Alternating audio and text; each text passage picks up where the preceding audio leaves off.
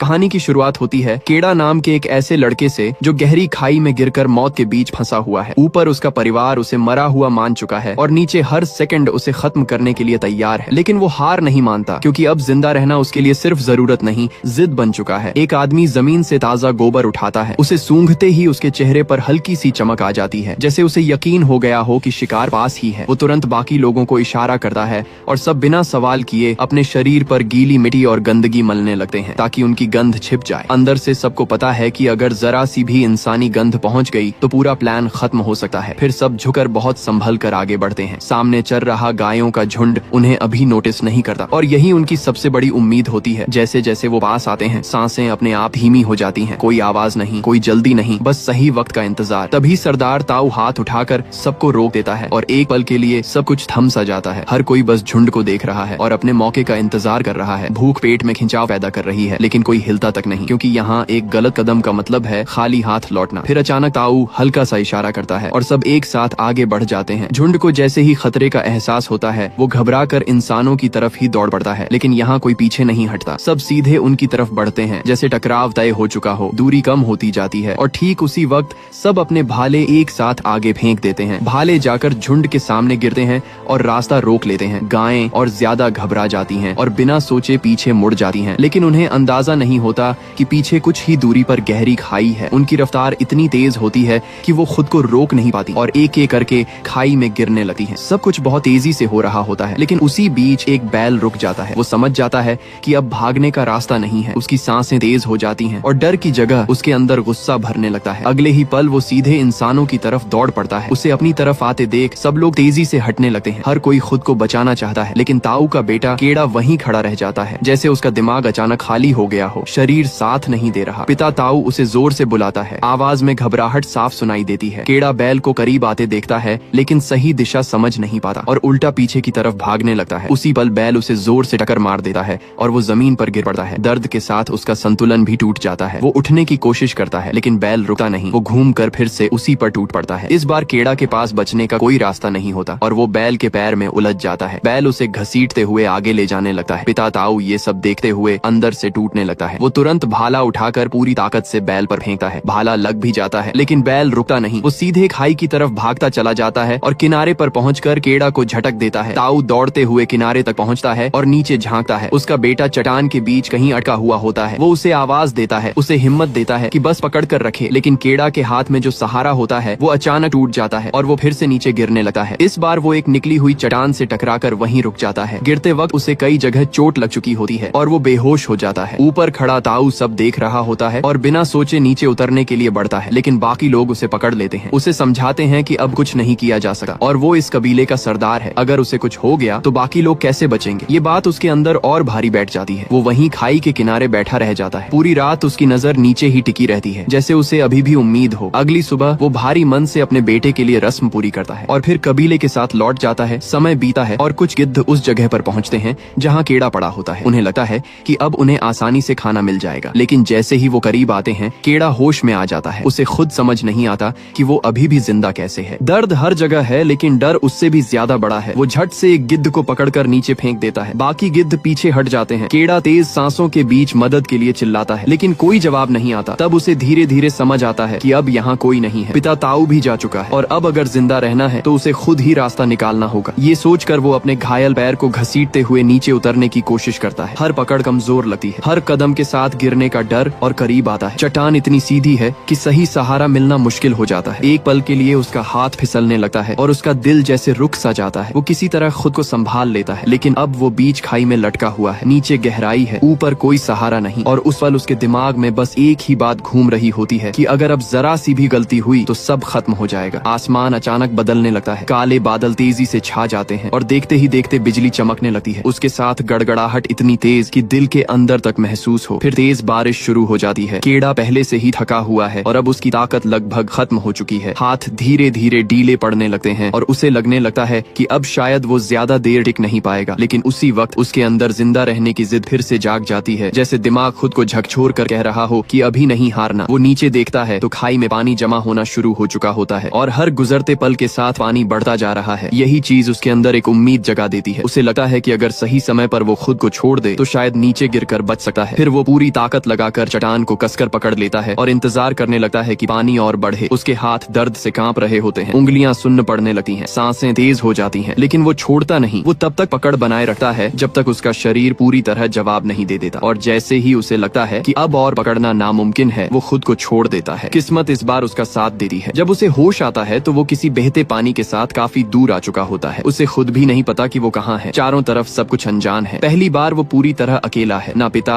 ना कबीले का कोई इंसान। आदत से मजबूर होकर वो फिर भी अपने पिता ताऊ को आवाज लगाता है, लेकिन चारों तरफ बस सन्नाटा होता है, कोई जवाब नहीं आता। तभी उसे साफ समझ आ जाता है कि अब यहाँ उसे खुद ही सब कुछ संभालना होगा। वो धीरे धीरे रेंगते हुए एक छोटे से पानी के गड्ढे तक पहुँचता है और बिना रुके पानी पीने लगता है। उसका गला सूख चुका होता है। फिर वो अपने पैर की तरफ देखता है, जूता उतार कर जांचता है तो समझ आता है कि पैर बुरी तरह टूट चुका है। दर्द इतना है कि सोचने तक में दिक्कत हो रही है, लेकिन वो रुकता नहीं। आसपास पड़े पत्थरों को उठाकर वो अपने पैर को सहारा देता है और हिम्मत जुटाकर हड्डी को सही जगह पर लाने की कोशिश करता है। उस पल दर्द उसे अंदर तक हिला देता है, लेकिन वो खुद को संभाले रखता है। फिर लकड़ी और रस्सी की मदद से अपने पैर को बांधकर स्थिर कर देता है ताकि चल सके। रात होने पर उसे एक और डर सताने लगता है कि अगर वो नीचे रहा तो जंगली जानवर उसे ढूंढ लेंगे। इसलिए वो एक सूखे पेड़ पर चढ़कर वहीं सोने की कोशिश करता है। भूख लगती है तो उसे कुछ और नहीं मिलता और वो मजबूरी में कीड़े खाकर पेट भरता है। कुछ ही समय बाद आसपास घूम रहे भेड़ियों को उसकी मौजूदगी का पता चल जाता है। अल्फा नाम की एक भेड़िया उसके काफी करीब आ जाती है। कीड़ा तुरंत रस्सी से उसके मुंह को बांध देता है। वो ऐसा उसे मारने के लिए नहीं करता, बल्कि कुछ देर पहले यही अल्फा उस पर हमला करने आई थी और कीड़ा ने बचने के लिए उसकी टांग में चाकू मार दिया था, जिससे वो ठीक से चल नहीं पा रही। उस वक्त कीड़ा चाहता तो उसे खत्म कर सकता था, लेकिन उसके अंदर कुछ उसे रोक देता है। शायद उसे उसमें अपनी ही हालत दिखती है, इसलिए वो उसे छोड़ने के बजाय अपने साथ ले जाने का फैसला करता है। वो उसे उठाकर एक गुफा तक ले जाता है। अब वहाँ एक इंसान कीड़ा और एक भेड़िया अल्फा आमने सामने होते हैं। दोनों घायल, दोनों कमजोर, दोनों को चलने में दिक्कत। एक अजीब सा रिश्ता बनना शुरू हो जाता है। कीड़ा अपने लिए कुछ जड़ी बूटियां ढूंढता है, उन्हें पीस कर अपने जख्मी पैर पर लगाता है। जब वो पानी पी रहा होता है तो अल्फा बेचैन होकर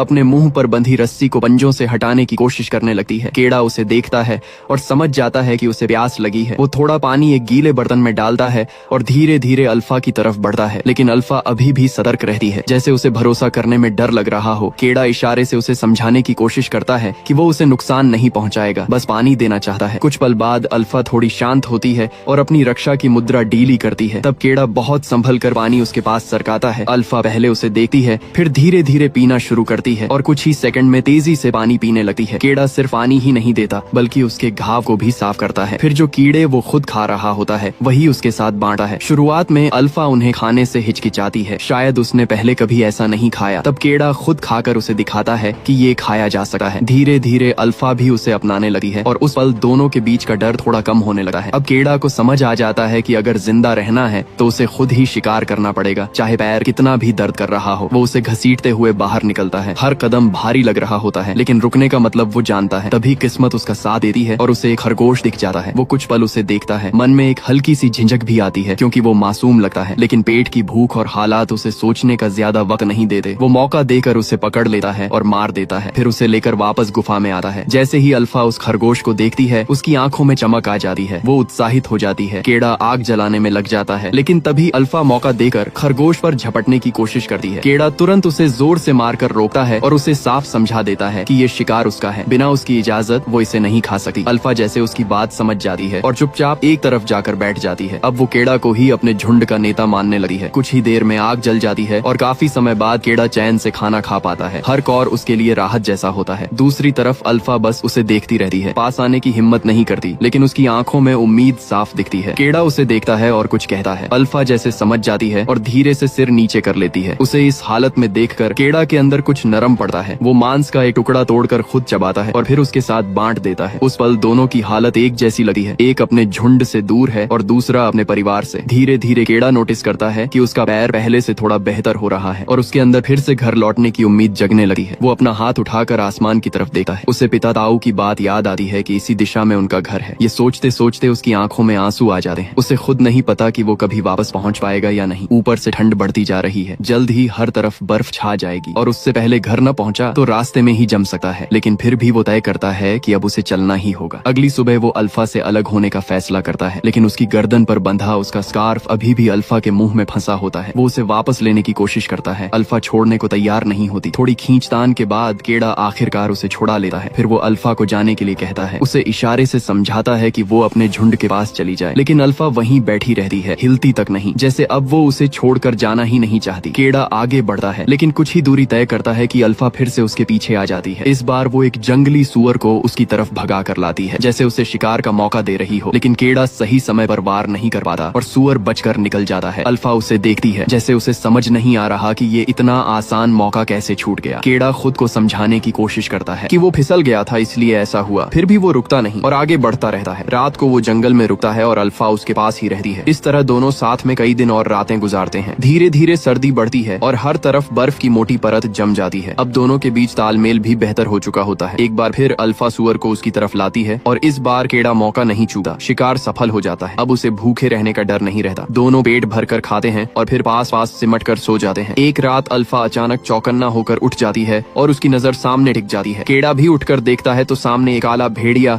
धीरे धीरे उनकी तरफ आ रहा होता है। वो तुरंत भाला उठाकर खुद को तैयार कर लेता है, लेकिन काला भेड़िया उस पर हमला नहीं करता। वो पास खड़ी भूरी भेड़िया अल्फा की तरफ देखता है। दोनों कुछ पल एक दूसरे को देखते हैं और फिर धीरे धीरे करीब आ जाते हैं। तब केड़ा को समझ आता है कि ये उसी अल्फा का झुंड है। काफी समय बाद मिले दोनों भेड़िए एक दूसरे से लिपट जाते हैं। फिर काला भेड़िया मुड़कर आगे बढ़ जाता है। उसके जाने के बाद अल्फा केड़ा की तरफ देखती है, जैसे उसे अलविदा कह रही हो, जैसे बता रही हो कि अब उसे अपने झुंड के साथ जाना है। केड़ा उसकी बात समझ जाता है। अंदर से वो उसे रोकना चाहता है, लेकिन फिर भी इशारे से उसे जाने देता है। अल्फा बिना रुके अपने झुंड की तरफ भाग जाती है और उस पल के बाद केड़ा फिर से अकेला रह जाता है। अब उसे खुद ही अपना रास्ता तय करना है। दिन में वो बर्फ के बीच रास्ता बनाता हुआ आगे बढ़ता है और रात में बर्फ के अंदर गड्ढा बनाकर उसी में सोता है। अब अकेलापन और ज्यादा महसूस होने लगा है और उसे अपने घर वालों की याद और सताने लगती है। मौसम और खराब होता जा रहा है। बर्फीली आंधी चलने लगी है और हर कदम उठाना मुश्किल हो जाता है। फिर भी वो रुकता नहीं। चलते चलते अचानक उसे आगे कुछ भेड़ियों के साए नजर आते हैं।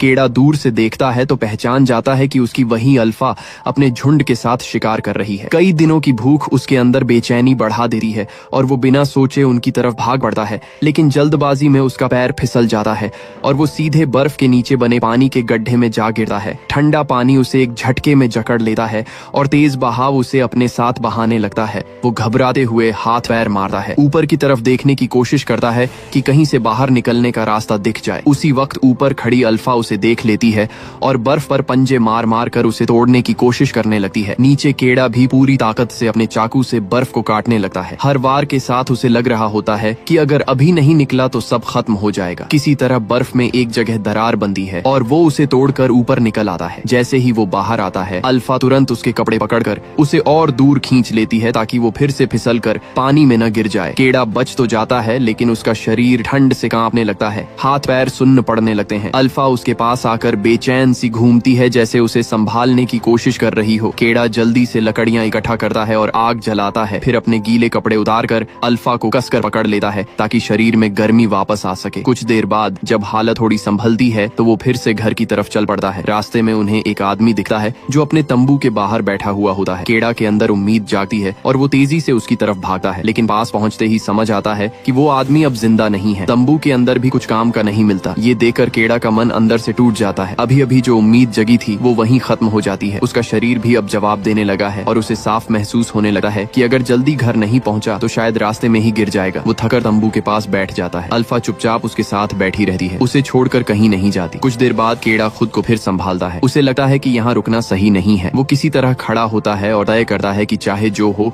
अब हार नहीं माननी। वो उस मरे हुए आदमी का धनुष और तीर उठा लेता है। सोचता है आगे काम आ सकते हैं, साथ ही मन उससे माफी भी मांगता है। फिर वो आगे बढ़ता है। रास्ता आसान नहीं होता और कुछ ही समय बाद कुछ शिकारी कुत्ते उन्हें देख लेते हैं। ये कुत्ते बहुत खतरनाक होते हैं। केड़ा खतरा समझते ही अल्फा के साथ वहाँ से भागता है। पीछे से कुत्ते लगातार उनका पीछा करते रहते हैं। दौड़ते दौड़ते उन्हें एक गुफा दिखती है और वो तुरंत उसके अंदर घुस जाते हैं। दोनों खुद को संभाल कर मुकाबले के लिए तैयार हो जाते हैं, लेकिन कुत्ते अंदर नहीं आते। कुछ पल के लिए राहत मिलती है। तभी अल्फा अचानक सतर्क हो जाती है, जैसे उसे कुछ गलत महसूस हुआ हो। अंधेरे में एक बड़ा सा साया नजर आता है और धीरे धीरे साफ होता है कि वो एक काला तेंदुआ है। ये उसकी ही गुफा होती है और उसे अपने सामने शिकार खुद चलकर आता दिखता है। वो बिना रुके केड़ा पर झपटा है। अल्फा तुरंत उसके सामने आकर खड़ी हो जाती है और अपने शरीर से उसे रोकने की कोशिश करती है, लेकिन दोनों की ताकत में फर्क साफ दिखता है। अल्फा धीरे धीरे दबने लगती है। केड़ा ये सब देख रहा होता है और उसे समझ आता है कि अगर अभी कुछ नहीं किया तो अल्फा नहीं बचेगी। वो तुरंत धनुष उठाता है और निशाना लगाकर तीर छोड़ता है। तीर सीधा तेंदुए को लग जाता है और वो वहीं गिर जाता है। केड़ा दौड़कर अल्फा के पास जाता आता है, उसे आवाज देता है। वो जिंदा तो होती है लेकिन बुरी तरह घायल, कुछ कदम चलने की कोशिश करती है और फिर गिर पड़ती है। केड़ा के अंदर उसके लिए एक अलग ही लगाव बन चुका होता है। वो उसे छोड़ने का सोच भी नहीं पाता। वो वादा करता है कि अब उसे अकेला नहीं छोड़ेगा। आगे बढ़ते हुए